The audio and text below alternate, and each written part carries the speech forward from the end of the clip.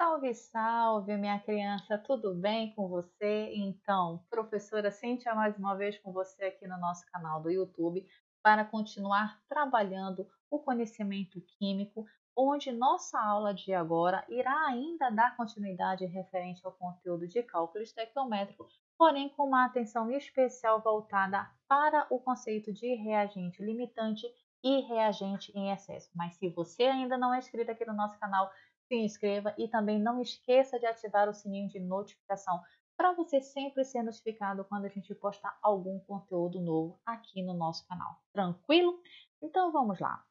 Falar de reagente em excesso ou reagente limitante é termos a ideia de que vamos misturar dois ou mais reagentes que não vão estar na mesma proporção estequiométrica, ou seja, um deles será consumido totalmente, enquanto o outro ainda irá sobrar, irá restar sem sofrer nenhum processo na reação química. O reagente que é consumido totalmente é chamado reagente limitante. É ele que vai dizer para mim até que ponto o limite que a minha reação pode acontecer, aonde ela deve parar. Já o outro reagente, aquele que irá sobrar sem sofrer a reação, é o chamado reagente em excesso. Então imagina a seguinte situação: para você preparar um sanduíche, queijo quente, um lanche da tarde, você sabe que você precisa necessariamente de apenas duas fatias de pães e uma fatia de queijo para produzir esse queijo quente. Mas você encontra aí no armário da sua casa, na sua despensa, quatro fatias de pães e uma fatia apenas de queijo. E automaticamente você já sabe que para preparar esse sanduíche você precisa apenas de duas fatias de pães e uma de queijo. Logo, automaticamente, você só de olhar para a imagem, só de ver essa situação, você já sabe que só vai ser possível preparar um sanduíche. Por quê? Porque eu tenho em excesso pães e tenho como limite, como reagente limitante, a fatia de queijo, porque é o queijo que vai determinar para mim quantos sanduíches vão ser possíveis ser produzidos, tá bom? Transformando isso para uma linguagem técnica, uma linguagem química, eu trago para você esse exemplo que aparece aí na sua tela. Vamos ler? Foram misturados 40 gramas de hidrogênio com 40 gramas de oxigênio. Aí ele dá para você a fórmula do hidrogênio, que é o H2, no caso o gás, e também dá a fórmula do oxigênio, O2, com a finalidade de produzir água. Ele não dá para você a fórmula da água, mas já fica subentendido que todo mundo já sabe que isso, desde lá do ensino fundamental, que a fórmula da água é o quê? H2O. Tranquilo? Determine letra A, o reagente limitante, na letra B, a massa do produto formado e na letra C, a massa do reagente em excesso. O que você percebe nesse comando de questão, no comando deste exemplo? Ele não te dá uma reação química. Ele não te dá esta reação química, na verdade, escrito na forma de equação.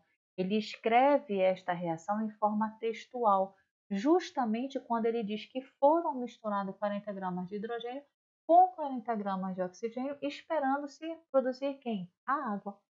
Então, a gente vai transcrever isso agora para uma linguagem química. E você observa logo de início que esta reação não está balanceada. Mas calma lá, tá? A gente já tirou do texto, escreveu a nossa reação química, a gente vai agora analisar que ele trabalha com a questão de massas dos dois reagentes, tanto para o hidrogênio quanto para o oxigênio, e quando você descobre que ele trabalha com massa nesse cálculo estequiométrico, qual é a dica que eu te dou?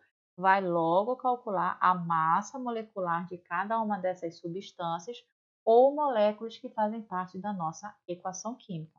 Se você não sabe como fazer esse cálculo da massa molecular, dá uma pausa aqui no seu vídeo, procura a nossa aula em vídeos anteriores, aqui mesmo no nosso canal, para você entender passo a passo como é que a gente faz esse cálculo. Tranquilo? Voltando para cá, nós vamos começar esse cálculo das massas moleculares fazendo o quê?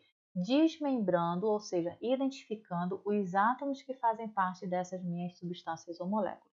No caso do H2, só tem o hidrogênio, Do O2 só tenho oxigênio e da água eu já tenho os átomos de hidrogênio e oxigênio.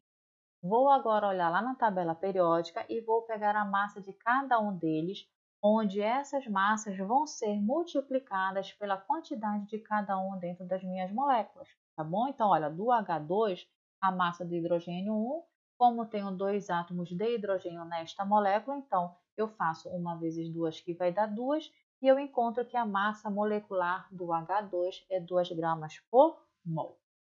Do oxigênio é a mesma coisa. Massa atômica do oxigênio na tabela periódica é 16, multiplico por dois átomos que tem a minha molécula, encontro 32, então a minha massa molecular do O2 é 32 gramas por mol.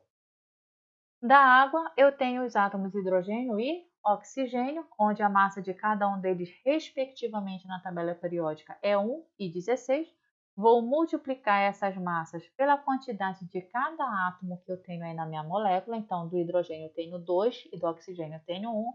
Fazendo essas multiplicações, chego nesse resultado de 2 para o hidrogênio e 16 para o oxigênio. Como é uma molécula, eu tenho que somar esses valores e aí eu encontro como valor total 18. E aí eu digo para você que a massa molecular da minha molécula de água é 18 gramas por mol. Olha de novo para a tua reação. Lembra quando eu disse para você que ela não está balanceada? Justamente porque o átomo de hidrogênio você observa, tenho 2 no meu reagente e 2 no meu produto. Então, o hidrogênio está balanceado, mas o oxigênio não está. Eu tenho 2 átomos de oxigênio antes da seta no meu reagente e tenho apenas um oxigênio no meu produto depois da seta. O que é que eu vou fazer então? Coloco 2 ali na frente da minha molécula de água. Ele passa a ser o meu coeficiente estequiométrico. E esse 2 ele vai multiplicar com o 1 que está depois do átomo de oxigênio de forma subentendida. Então, 2 vezes 1 vai dar 2, aí sim eu igualo a quantidade de 2 oxigênios no meu produto com 2 oxigênios no meu reagente.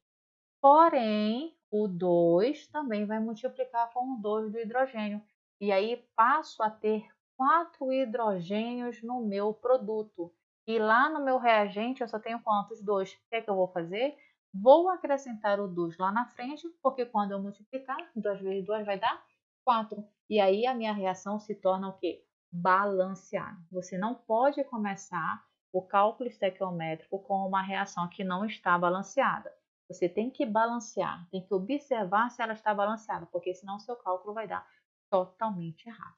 Então, te ensinei os passos aqui de como você vai iniciar novamente um cálculo estequiométrico. Observe as relações que ele está trabalhando, se ele está trabalhando com massa, então você obrigatoriamente vai ter que calcular sim a massa molecular de algumas substâncias ou de todas as substâncias, como eu fiz aqui, porque a nossa reação é pequena, e depois você tem que olhar obrigatoriamente se a nossa reação está balanceada ou não. Se ela já estiver balanceada, correr para o braço e só fazer os cálculos necessários. Se ela não estiver balanceada, você tenta pelo método das tentativas e também vai ser show de bola. Tranquilo?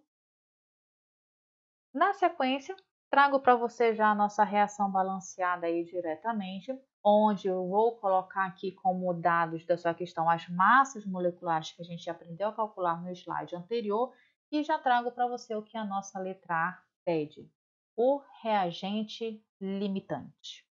Toda vez que uma questão pedir para você o reagente limitante, não tem para onde fugir, criança.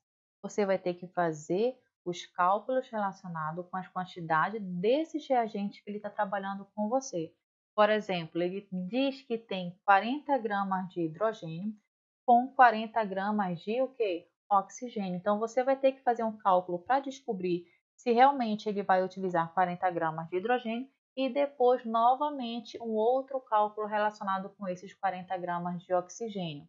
Lembra que esse cálculo estequiométrico não tem fórmula, não tem nada, a não ser resolver pela básica regra de 3. Então, se eu vou ter que utilizar 40 gramas de hidrogênio, eu vou primeiro deslocar os reagentes que eu vou estar trabalhando. E sempre essa primeira linha da regra de 3, crianças, sai lá dos dados químicos. Como ele está trabalhando com massa, 40 gramas de hidrogênio, então eu vou utilizar a minha massa molecular que eu já calculei. Só que a massa molecular do H2 é 2. Mas antes do H2 na minha reação química, eu tenho um outro coeficiente estequiométrico, que é o 2. E aí eu multiplico 2 vezes 2 vai dar o quê? 4 gramas. Que vai estar para a massa molecular do O2, cujo coeficiente estequiométrico é quanto? É 1, não tem nada aí na frente do O2, mas fica subentendido que eu tenho 1. E quando eu faço 32 vezes 1, vai dar quanto? 32. A segunda linha do meu cálculo estequiométrico, da minha regra de 3, vem do comando da questão, 40 gramas de hidrogênio. Qual vai ser a massa necessária de oxigênio para reagir com esse 40 gramas de hidrogênio? Não sei, então eu vou chamar de x. Montei minha regra de 3. 4 vezes x vai dar quanto? 4x. 40 vezes 32 vai dar o quê? 1.280. Esse 4 está multiplicando, então ele passa para lá, dividindo, onde eu encontro que x é igual a 320 gramas de O2. Tá bom? Vamos lá para outra parte agora, que são os 40 gramas de oxigênio. Destaco novamente os reagentes que estão balanceados da minha equação química. A primeira linha diz respeito aos coeficientes estequiométricos multiplicado pelas massas moleculares que nós encontramos. E agora a segunda linha vem dos dados da questão. Como eu quero descobrir a massa do hidrogênio, eu vou chamar de Y e vou pegar os 40 gramas de oxigênio. Montei novamente outra regra de 3, onde eu vou fazer 32 vezes o Y, que vai dar 32Y, e 4 vezes 40, que vai dar 160. O 32 está multiplicando, jogo ele para lá o quê? Dividindo. E 160 dividido por 32 vai dar igual a 5. Então, eu posso dizer que Y é igual a 5 gramas de H2. Agora, vamos lá analisar isso com calma. Presta bem atenção. Quando o elaborador do comando desse exemplo, dessa questão, diz que ele vai utilizar 40 gramas de hidrogênio, quando ele coloca 40 gramas de hidrogênio, ele vai precisar de 320 gramas de oxigênio. E ele só utiliza 40. Tudo bem? Quando ele utiliza 40 gramas de oxigênio, ele vai precisar apenas de 5 gramas de hidrogênio. Então, compara 5 gramas de hidrogênio para 40 e 320 gramas de oxigênio para 40 gramas também. Quem é que está em excesso e quem é o limitante aí no caso? Então, olha, bem simples. Se ele utiliza 40 gramas de hidrogênio, mas só vai reagir 5 gramas, de acordo com a regra de 3 que a gente acabou de fazer aí, o hidrogênio a gente descobre que ele está o quê? Em excesso. Na verdade, ele vai colocar 40, mas só vai reagir 5, sobrando o quê? 35 sem usar aí. Em compensação, ele vai utilizar apenas 40 gramas de oxigênio, onde na verdade ele deveria colocar o quê? 320 gramas de O2, ou seja, esse oxigênio está o quê? Limitante. Então, eu posso responder na letra A que o reagente limitante quem é? O O2, tá bom? Na sequência, ele diz que quer que calculemos a massa do produto formado. Então, eu só coloquei aí a massa molecular do oxigênio e da água, por quê? Porque o oxigênio é o limitante, é ele que vai dizer para mim que a reação vai terminar mais rápido. Então, o hidrogênio já não me interessa mais para a massa do produto que será formado, tá bom? E a água, porque ela é o único produto que faz parte da minha reação química. Se eu vou utilizar apenas essas duas substâncias, eu vou destacar elas na minha reação química, tá bom? Tá aí, ó. O2 produzindo H2O. O que eu disse para você? A primeira linha da regra de 3 vai sair dados dos cálculos químicos, ou seja, a minha massa molecular. Então, o oxigênio é 32 gramas e a água vai ser 36, apesar de eu ter esquecido de colocar o 2 aí na frente dessa água. A massa é 36 gramas, porque eu vou fazer 18 vezes 2, tranquilo? E a segunda linha vai sair dos dados da minha questão. Então, 40 gramas de oxigênio, que vai estar para Z. Por que eu chamei de Z? Porque na letra A eu já chamei X, Y, né? Então, agora eu vou chamar de Z, tá bom? Faço a minha regra de 3, olha. 32 vezes Z vai dar 32Z. E 40 vezes 36 vai dar o quê? 1440. Esse 32 está multiplicando, passa para lá dividindo. Então, Z é igual a 45 gramas de água. E aí eu respondo a minha letra B, que é a massa do produto formado. Tranquilo? Bem simplesinha essa letra B. Já na letra C, ele pede a massa do reagente em excesso, que eu já até expliquei para vocês quando a gente resolveu lá a letra A, e ela é bem simples, ó.